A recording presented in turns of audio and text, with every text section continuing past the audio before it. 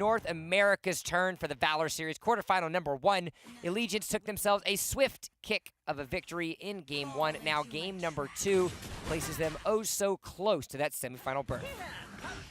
Yeah, that huge play from Allegiance there, winning all 3 weeks at number 1 and puts them in such a comfortable lead that now they can experiment and try different compositions out in the Valor Series here, because we have not seen Gilder played, and we have not seen a support Gilder before as well. So I'm really excited to see how Rest is going to leverage this Gilder play. And so now Zero9 and Allegiance find themselves in an interesting place at minute number 1. Why? Because it's when Allegiance loves to come into their jungle. So you can see the Sage Golem is going to get contested a little bit. Rest is going to try to keep that vision onto Zika as well as Nguyen. Palm is going to be there for the support, so they're not going to be able to secure that Might Golem. They're going to have to get themselves a little bit of a back off, but in the meanwhile, Allegiance, just as I say that, all right, there's the knowledge for it. Might buff has gone over into the favor of Zika, but it doesn't matter because MTS wants to try to see if he can get himself on the mark. Nguyen's going to find himself very low. He's going to heal up as best as he can. MTS is going to backflip, then he's going to be able to pick up that kill on Nguyen. Meanwhile, Zika's going to find himself in a rough spot, going to roll over the mark, but it doesn't matter because Sleepy's going to put him right to sleep.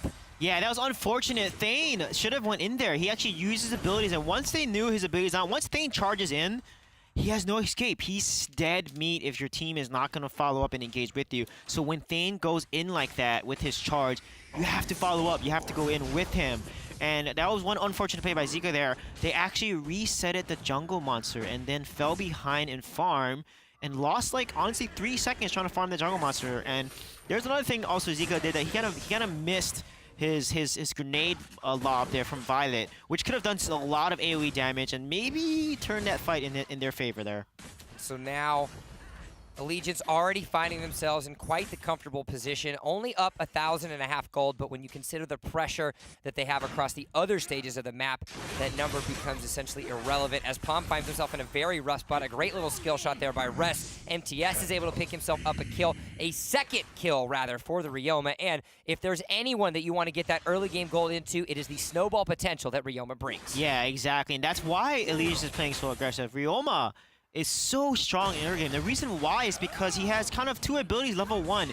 His passive is a long-range melee hit, and then he has that Willing Blade. He just used it, that Willing Blade stun that can hit. So kind of like 2 abilities level 1. That makes him unique and special in that regard, and why he's so dominant in that early game. That passive ability is called Najinata Jutsu, which sounds fancy, and it is fancy in terms of the amount of damage it does in that early game. Well, not only does it sound fancy, but it achieves exactly what the name calls for, and that is death for the enemy. 2 extra kills now have gone into the hands of MTS. That Ryoma is now sitting at 4 kills at just the 3-minute 20-second mark as Allegiance has control of the entire bottom side of the Zero9 roster. Eltran's going to try to get himself off, but it's not going to matter. Nice little bounce, nice little dodge. Rocker finds himself yet another kill. Bloodbath goes MTS as Zika will find himself a fall in the meantime. And just like that, Allegiance, if we thought they were moving fast in game number 1, it is hyper speed for game number 2. Yeah, look at how Rocker is playing this Murad. That's exactly what you want to do. You want to use that jungle minion and come and assassinate people under towers. Exactly how you want to play Murad. Just infinite poke, and he can basically dodge towers with his ultimate, basically makes him immune to damage, and he can just disappear and blink right back to his original position where he started. So this is what makes Murad so fun to play, and honestly, so fun to watch. So now Zero9 finds themselves rather in a very unfortunate position, down 5,000 gold, just over the 4-minute mark. You already have 1 turret in favor of Allegiance. You can see Eltran finding himself caught out. Sleepy as well. It doesn't matter how much CC you have. If you do not have the defensive capabilities to handle the onslaught that is this Allegiance team, you might as well say goodbye. Head on the pillow because it's lights out for Allegiance. Yeah, my goodness. Allegiance is showing so much dominance. 12-0 at 4:45. The way they're comboing their abilities, the timing of MTS's or KO's Angelic Splendor ultimates as Zinio flying across the map and coming in to save his teammates. It's just amazing to watch how dominant this team is. And right now, Zero9, they need to regroup, they need to refocus, and Rocker's gonna go in there and try to get some kills. Oh, the damage is crazy. It's gonna be just enough of the tick damage for Rocker to be able to pick up that kill. Sleepy, in the meanwhile, is gonna get healed up by the ultimate coming down for KO, so he's gonna end up finding himself to survive. And just like that, again and again, 17-0 Suijay, and 5 minutes into the game. That is Gilder, the golden hero. He has the Midas touch. Indulgence, his ultimate, you saw Rest activate it, capturing 2 of the enemy opponents stuck in it. He summons these golden shards in that circle that stun constantly and deal magic damage every single time you're hit. So that's why you have Flicker on Gilder. You can flicker in and activate Indulgence and just CC an entire enemy team. He is a beast, literal beast in the late game. And that's why when you play against a Gilder, don't let him get to the late game. I just want to let you know that in one passive empowered auto attack by MTS, it took 25% of the tier 2 tower. The unbelievable amount of attack damage that he has at his disposal is all in the rather working in favor of Allegiance. 6 minutes, that means Dark Slayer is available, but Allegiance doesn't care. They just want to continue to push themselves and get them kills best that they can. You can see MTS on the bottom side of the map now.